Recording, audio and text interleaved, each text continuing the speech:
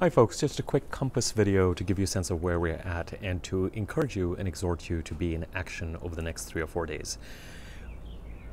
We had a new moon on February the 24th and we had a new moon on January the 24th and a full moon on February the 8th, and today is February the 11th. By the time the effect of a full moon is over, probably let's say by February the 9th or February the 10th, we have the chance when our energies are at more of an equilibrium, sort of the increase of pace and the increase of intensity which crashes around the time of the full moon is now behind us.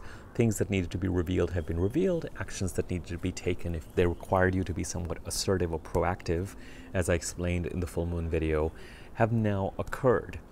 And the pieces are on the table, or everything has fallen to the floor, or whatever analogy you want to use. It may be that dramatic or maybe a little less dramatic. Things are there for you to see. And after a full moon, the energy starts to dip as we head to the next new moon, which is going to be February 23rd.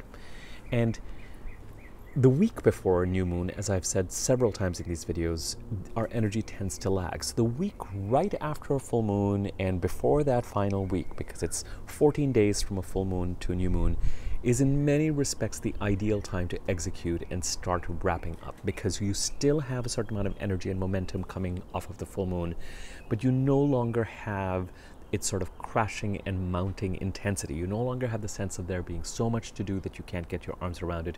You no longer have a sense that you're catching up after the pace that is building towards a full moon. So I would encourage you over the next 3 or 4 days to take stock of where you're at, where your priorities are, and see if you can't get moving on a few items and starting to wrap them up. As we head to February the 17th, when Mercury goes retrograde in Pisces, and as we start to prepare for the new moon on February the 23rd, when Mercury will be retrograde, the energies will lag, and we will be in a place where we will need to again address issues, but with an eye towards what has happened in the past, and to try to move the needle on that. And it will all make sense, as frustrating as it will be.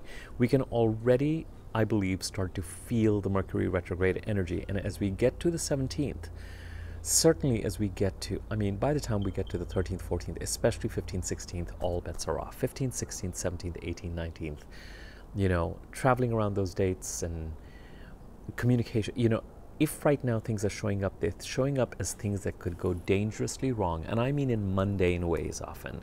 Transactions, customer service, someone tells you something and it ends up being wrong. Or you spend a lot of time, comparatively speaking, working on something and it doesn't go somewhere. Or things break, technology breaks, and it's this moment of, oh my God, am I going to lose this? Or is this going to... And then we might be in a place where things right themselves, but after a retrograde moment. Well, that's going to change as we head towards the 17th and a few days after that, because then things, when they break, will really have this feeling of, I can't believe how long it's taking to fix this.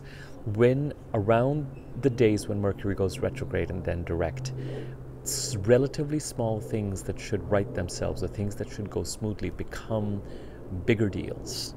You're heading to the airport and you thought your flight was at 3:33 a.m., but it was on 3:33 p.m. the day before, and all of a sudden it's a bigger deal, or all that kind of logistical snags, but they're not going to hurt you. On a larger theme, we're getting to a place where the energies of forward movement and whatever has been brought to you since the middle of December, but especially has been mounting in January in terms of forward movement and pushing you through, is now going to stop or pause, so that especially when it comes to emotional matters, when it comes to where Cancer and Scorpio, but especially Pisces, are in your chart, and where things have needed to be addressed since 2016, we're going to have another round of actions, another round of revisions, another round of trying to take stock of things, another round of trying to move forward on issues that are somehow crisisy. Another go around at trying to lift something up into greater clarity. So forward movement, particularly when it comes to the signs of Sagittarius and Aquarius, are to be welcomed, are to be celebrated, but we are now going to go back very shortly for a period of time, for February and for March and for part of April, to the parts of the chart where Capricorn sits, but especially Pisces sit. And there it's almost a sense of, okay, we've had this forward push and this push through a certain kind of portal, but now the rest of our life needs to adjust, and we do need to address certain actions that threaten to hold us back while this round of January forward movement has kind of given us a glimmer or a glimpse or a requirement as to where to go. So we're soon the emphasis is going to be on cleaning things up, and as a result of which I would say the next 3 or 4 days would be a great time to continue to take some action, particularly when it comes to, you know, wherever it was that the full moon occurred. Your to-do list will be more manageable, your energy will be a little bit more balanced. Take advantage on it and try and get things done. The balance between rest and recuperation and action is ideal after about 48 hours after a full moon, for about 4 or 5 days. So just make the most of the next 4 or 5 days and understand that as you get to the 17th, things will become gnarly, and the agenda and the things that we're going to focus on will shift. They will shift. And more on that in future videos, and I will leave it at that. Remember, next 3 or 4 days, be in action.